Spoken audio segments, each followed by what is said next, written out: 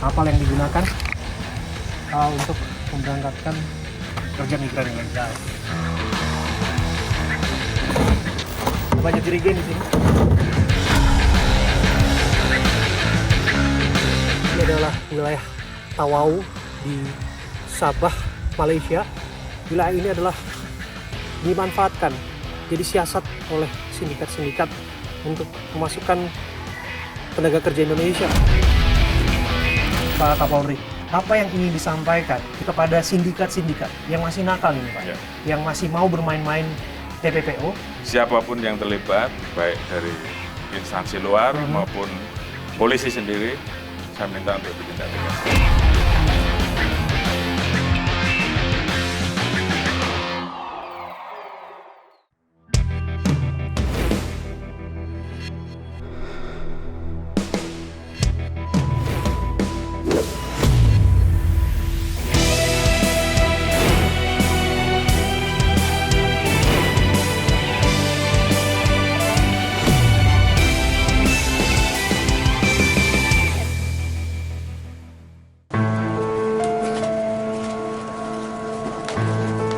Kasus tindak pidana perdagangan orang TPPO marak terjadi di tanah air.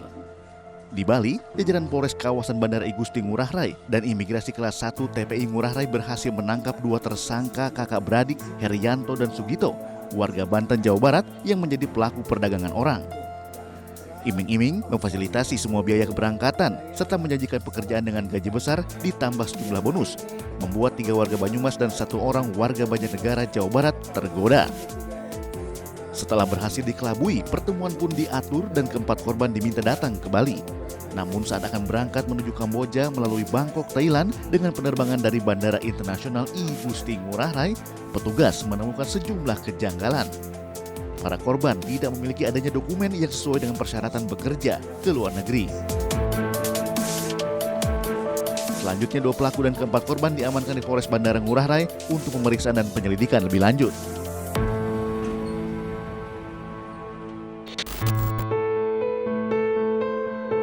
Sementara itu Panji, korban TPPO Myanmar yang berhasil diselamatkan, menceritakan pengalaman pahitnya saat dirinya dijebak oleh pelaku. Panji dan teman-temannya sesama buruh migran disiksa dan tak dibayar selama bekerja di Myanmar. Sobat saya Abraham Silaban dan tim kami, tim AB+, kami tak henti-hentinya merasa gembira tentu saja, dan sebagai bentuk komitmen kami juga untuk memastikan suara keadilan itu tetap dikumandangkan sebagai bentuk upaya bahwa keadilan bisa ditegakkan dan warga negara bisa diselamatkan. Gimana, senang dong berarti ya, Mbak Bu Ida? Wah, alhamdulillah banget, senang ngelihat Panji, anak-anaknya 20 orang itu, alhamdulillah senang banget, luar biasa, nggak bisa kebayar. Saya coba ngobrol sekarang dengan Panji. Iya. Mas Panji, Iya. gimana perasaannya sudah kembali pulang ke Indonesia? Seneng sih Mas, tapi masih nggak nyangka gitu. Kalau masih kita bisa diselamatkan gitu 20 orang dari pemerintah juga kan.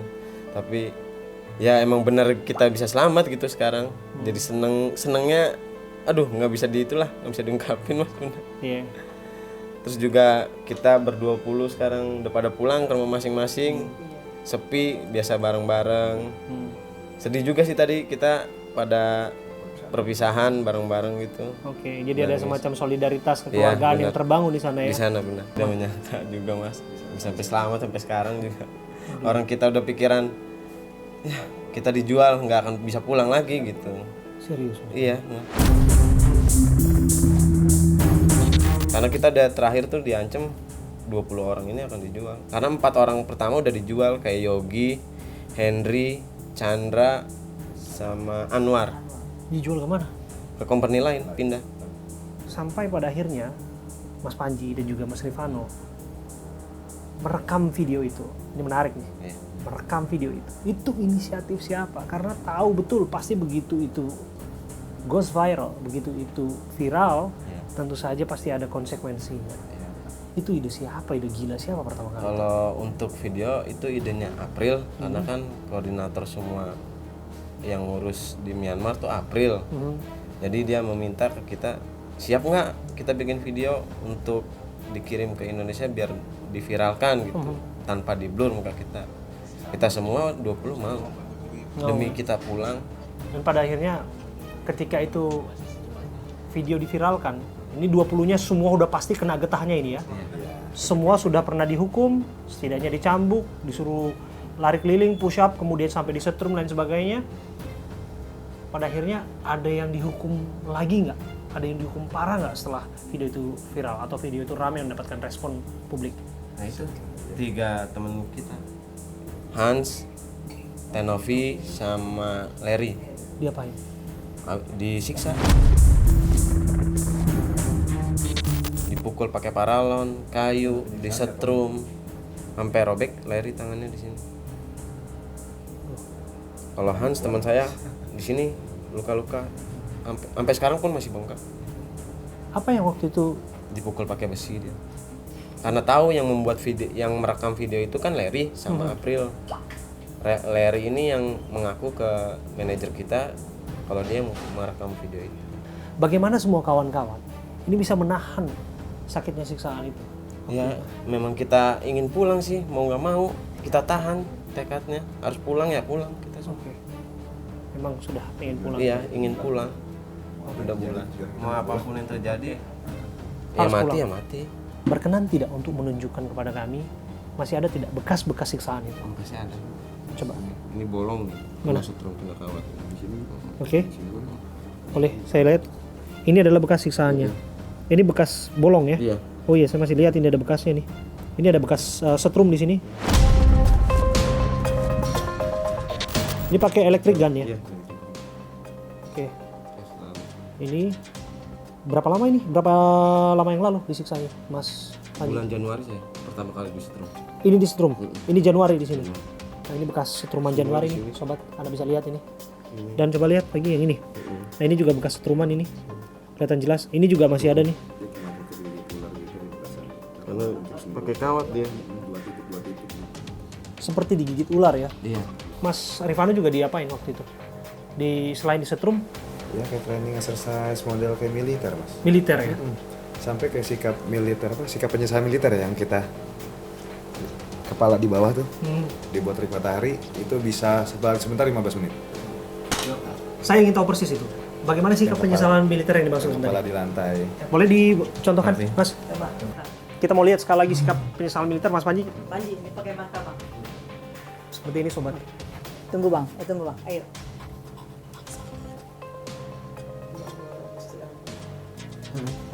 Sobat, di depan saya saat ini adalah penyiksaan yang dilakukan, sikap penyesalan militer yang dianggap setiap kali mereka tidak mencapai targetnya. Terima kasih Mas Panji, terima kasih. Mas Rifano. Ini ada bantal yang sengaja kami siapkan agar kemudian tidak membuat rasa sakit di dahinya. Tapi pada prakteknya tidak ada. Bantal. Kalau dia masih ngasih kardus. Masih ngasih kardus. Oke. Harus kardus dong. Tipis. Oke, berapa lama dilakukan itu, Mas? Paling cepat 15 menit, 15 paling menit lama 1 jam. 15 menit dengan hitungan handphone nih, biasanya kan ada 15 menit. Iya. Anda berapa kali melakukan itu? Waduh nggak gitu. Setiap minggu mas, kita setiap Sabtu dan Minggu semua Pasti. pasti.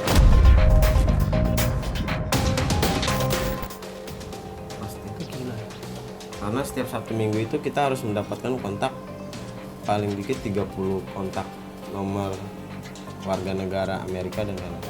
Oke, nah ini sudah masuk ke sana. Betulkah kemudian memang nomor itu ditujukan adalah nomor yang nanti akan menjadi korban-korban scamming? Iya benar. Selama berada di Myanmar, para WNI korban TPPO termasuk Panji dan Rifano mengalami sejumlah siksaan fisik. Saat bekerja tak mencapai target, hukuman mulai dari jalan jongkok, squat jam, hingga disetrum menjadi santapan mereka sehari-hari. Kini, bekas luka yang ada membekas dan trauma psikis pun dialami. Selain bahwa tadi ada sikap penyesalan sebagai bentuk hukuman, kami juga dengar ada jalan jongkok ya? Jalan itik, kalau mereka namakan jalan itik. Jalan itik. Jalan itik, lompat kodok, lompat katak kalau orang Melayu ngomong lompat katak. Boleh kita lihat itu bentuk lompat kodok, lompat katak itu? Lompat katak, lompat sadis itu nggak bisa naik tangga abis itu. Oh gitu. Bisa nggak bisa naik tangga. Oke, gimana? Biasa dibikin kayak gimana itu, Mas? Dari jongkok Lompat katak ya, makanya begini nih. sebentar mas, saya dulu. Oke. Oke. Kalau kita terusin bisa. Oke, itu berapa jauh, Mas? Keliling lapangan. Ini gede, susah diukur deh. 2 kali 8 basket. 2 kali lapangan basket. Iya, 2 basket. Itu lompat kodok. Iya. Oke. Lompat kodok. Itu Jalan- 10 kali. Oke, jalan itik. Itu kayak jalan jauh gini. Kayak orang Oke, habis melakukan yang- kriminal. Ya begini aja ya. Nah, Oke. Oke. Wah, itu selama 10 putaran. Iya, 10 putaran. 10 putaran. Kalau tidak capai target. Iya. Iya. Dan Anda berdua mengalami itu berapa kali dalam seminggu?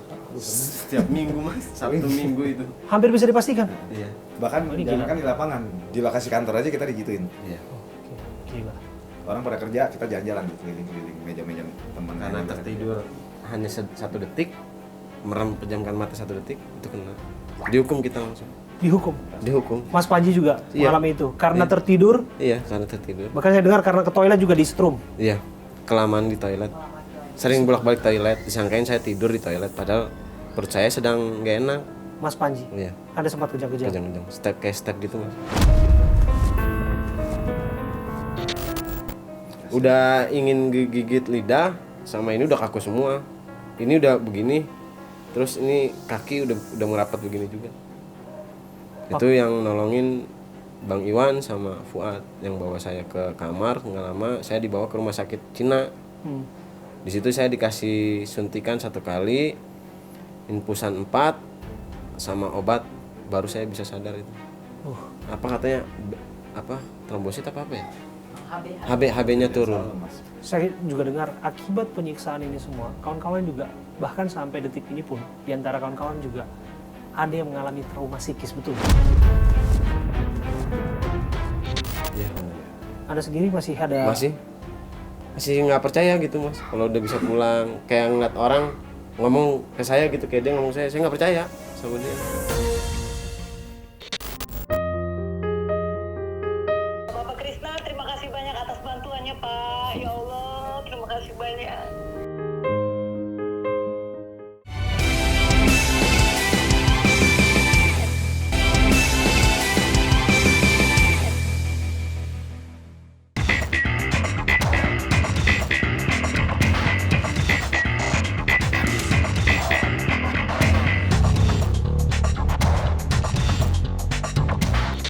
Sobat, hari ini saya Abraham Silaban. Saya kembali duduk bersama dengan Inspektur Jenderal Polisi Krisna Murty, Kepala Divisi Hubungan Internasional Kepolisian Republik Indonesia, yang tentu saja dalam hal ini juga turut andil memastikan bahwa sindikat TPPO harus dibereskan. Betul demikian ya, Pak Krisna? Dan agenda itu nampaknya menjadi agenda serius yang dibicarakan dalam pertemuan SOMTISI di Yogyakarta. Bisa ini diceritakan agenda sedikit? serius. Ya, Pak. SOMTISI ini adalah pertemuan yang bersifat teknis, mematangkan bahan untuk dibawa dalam pertemuan yang bersifat strategis nanti oleh Bapak Kapolri dan dalam hal ini Pak Kapolri akan menjadi chairman dengan para menteri-menteri yang bertanggung jawab masalah keamanan termasuk kepala polisi. Jadi karena Kapolri kita selevel kementerian lembaga, sistem negara kan beda-beda. Singapura itu yang datang menterinya sama kapolnya, karena sistem itu. Malaysia yang datang menterinya sama kapolnya. Nah nanti dalam pertemuan yang bersifat strategis itu akan mendeklarasikan, disiapkan deklarasi yang intinya untuk memperkuat kerjasama yang telah ada saat ini. Kerjasama, kalau ditanya apakah selama ini transnational crime antar negara ASEAN sudah bekerjasama? Sudah. Tapi ada boundaries, ada obstacle yang harus kita Komunikasikan atasi. bersama. Challenges ya. Jadi obstacles kan sifatnya hambatan. Kalau ini tantangan yang harus di challenges itu tantangan yang harus diatasi. Apa tantangan? Operational level. Ya, bagaimana kejahatan yang terjadi di sebuah negara terkoneksi dengan negara lain. Nah, apa yang harus dilakukan? Nah, ini dibahas dalam SOMTISI ini. Dan nanti akan dijadikan approval pertemuan strategis itu dibawa lagi ke pertemuan politis pada KTT ASEAN bulan September. Jadi ini bertahap nih, Juni, Agustus, AMTC, ASEAN Ministerial Meeting on Transnational Crime Labuan Bajo. di Labuan Bajo.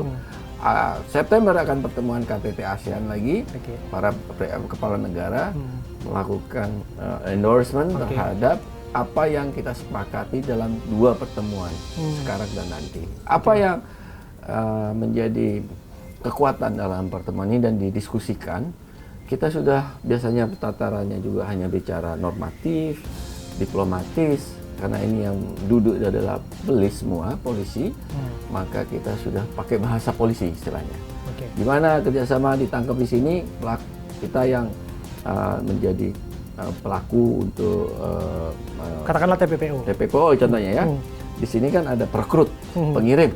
Di sana ada penerima. Nah, kita tangkap pelaku perekrut, pengirim, negara itu mau juga melakukan penegakan hukum terhadap penerimanya. Jadi supaya tersambung nih antar negara transnational crime. Kalau kita bicara transnational crime artinya kita tidak ada batas negara kejahatannya kan, melibatkan berbagai pihak. Nah disitulah kita duduk bersama membahas ini. Yang kalau ini nanti dideklarasikan dan disepakati akan makin memudahkan para agensi kepolisian untuk bekerja sama di lapangan, di level operasional. Tapi balik lagi Pak Krisna, saya harus dalami mengenai kasus TPPO yang tadi diberatkan dan menjadi perhatian serius karena mengingat kasus ini terjadi masifnya belakangan ini terhadap pekerja migran Indonesia. Dan tidak sedikit penyiksaan mereka alami setelah ada scamming, kemudian juga bahkan ada yang pulang nama. Mereka ini adalah kenyataan pahit yang harus kita alami bersama dan kasusnya lagi dan lagi kalau kita bisa petakan ya untuk Southeast Asia, Asia Tenggara itu ada di daerah yang bukan tujuan dari penempatan TKI, Laos, Kamboja, Myanmar, dan lain sebagainya. Bagaimana Anda melihat kasus ini ya? Kalau mau melihat itu kita lihat dulu root causesnya dulu ya. Akar masalahnya itu apa? Pertama, tidak ada yang salah dengan bekerja di luar negeri, ya kan? Orang Bangladesh, Pakistan, India biasa ke Timur Tengah. Orang Indonesia biasa berimigrasi bahkan pergi ke Malaysia, ke Arab. Tidak ada yang salah dengan bekerja luar negeri. Banyak sekali expat itu bekerja di negara lain.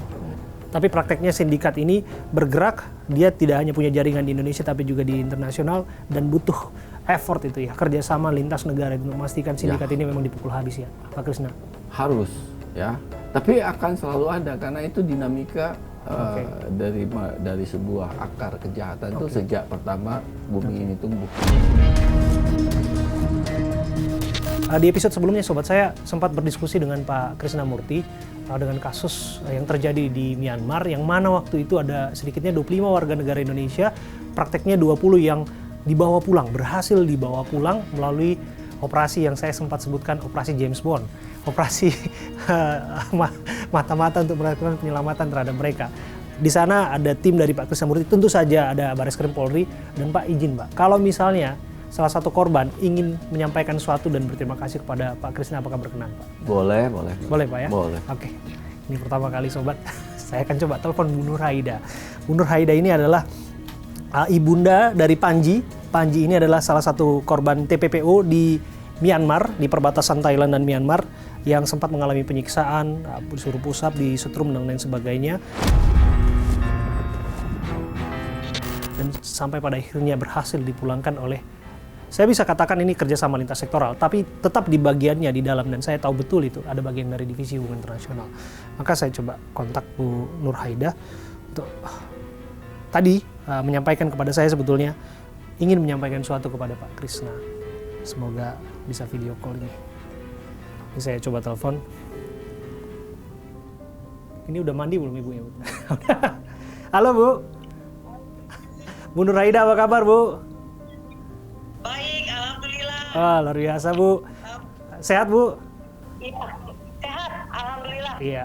Ini Bu Nur Haida adalah orang tua dari korban yang safari kemana-mana, podcast ke televisi, bahkan cerita kepada kami terkait dengan kasus ini, dan apa yang kita suarakan akhirnya berbuah hasil manis. Setidaknya Panji sudah pulang begitu ya Bu ya? Alhamdulillah Panji udah pulang beserta 20 PMI yang lainnya. Oke, saya minta satu kamera ke sini boleh dekat nggak? Supaya bisa kelihatan. Nah, supaya bisa kelihatan.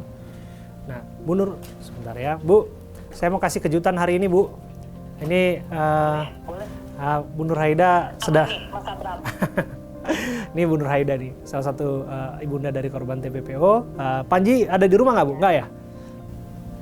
Panji kebetulan ada di rumah. Ada di rumah, Bu ya? Oke. Iya. Saya ingin ketemukan Ibu secara virtual, secara online dengan Kepala Divisi Hubungan Internasional Polri, Inspektur Jenderal Polisi Krisnamurti, yang saya tahu betul, Bu, ini saya tahu betul nih, saya jadi saksi nih, turut ambil bagian dalam operasi penyelamatan anak kita yang bernama Panji. Coba kita hubungkan ya. Halo. Malam Bu, Assalamualaikum warahmatullahi wabarakatuh. Waalaikumsalam warahmatullahi wabarakatuh. Iya. Pak Bapak Krisna, terima kasih banyak atas bantuannya Pak. Ya Allah, terima kasih banyak. Akhirnya saya bisa ketemu sama Bapak walaupun dengan video call ya Pak. Saya ngefans berat sama Bapak. Alhamdulillah anak saya bisa dievakuasinya sama Bapak. Ya Allah, terima kasih ya Pak. Iya Bu ya. Saya mewakili 20 keluarga ya Pak ya. Iya. Berterima kasih banyak Iya. khususnya dengan Bapak, dengan Kapolri, dengan jajaran setempat, Iya. jajaran seininya lah dengan Barreskrim semuanya. Iya. Terima kasih banyak ya Pak. Sama-sama Ibu. Saya berikan Mudah-mudahan sama sehat. Bapak. Ya, namanya orang tua berjuang untuk anaknya. Saya salut Ibu. Iya. Ya. Siap Ibu. Alhamdulillah. Mm-mm. Ada Panji, Bu? Ada. Ada. Coba boleh dipanggil Panji? Boleh dipanggilkan Panji, Bu? Kamera boleh mobile ya. Kalau mau mobile nggak apa-apa. Tukul juga boleh mobile kalau mau mobile. Nggak apa-apa mobile ngambil ke sini nggak apa-apa. Kita masih menunggu Panji ini menyampaikan sesuatu kepada Pak Krisnamurti. Panji ini salah satu korban yang saya sempat cerita kepada Pak Ya. Krisna. Dia sempat mengalami hal-hal yang tidak mengenakan di sana. Iya. Pak Krisna. Halo Mas Panji, apa kabar? Halo Mas Abram, alhamdulillah baik Mas. Baik. Nah ini ada yang mau ketemu nih secara virtual nih. Bisa disampaikan secara langsung. Terima kasih banyak ya Pak. Iya. Bantu saya bisa pulang ke Indonesia lagi dari Miyawadi, Myanmar. Itu bukan saya, itu rekan-rekan di lapangan. Negara hadir dan itu bukan hanya Polri, melibatkan berbagai entitas, Kementerian Luar Negeri, KBRI juga terlibat. Tapi memang informasi dari lapangan kita coba dalami. Alhamdulillah kita bisa negosiasi untuk melepaskan rekan-rekan dari Myanmar itu. Ya, terima kasih. Terima kasih Mas Panji. Sehat-sehat ya. Salam buat teman-teman semua ya. Salam juga buat Ibu ya. Terima kasih. Terima kasih Mas Panji. Yo, selamat malam. Selamat malam. Ini adalah wilayah Tawau di Sabah, Malaysia. Wilayah ini adalah dimanfaatkan jadi siasat oleh sindikat-sindikat untuk memasukkan tenaga kerja Indonesia.